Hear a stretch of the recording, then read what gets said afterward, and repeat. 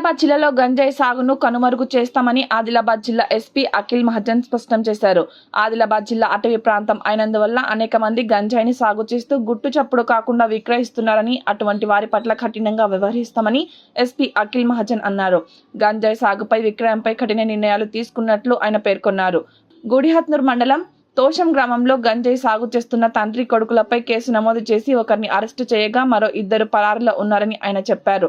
దాదాపు దాని విలువ 62.7 లక్షలు ఉంటుందని ఇచ్చోడ సర్కిల్ సిసిఎస్ పోలీసులు స్పెషల్ ఆపరేషన్ నిర్వహించి ఈ గంజాయి మొక్కలను స్వాధీనం చేసుకున్నారని చెప్పారు.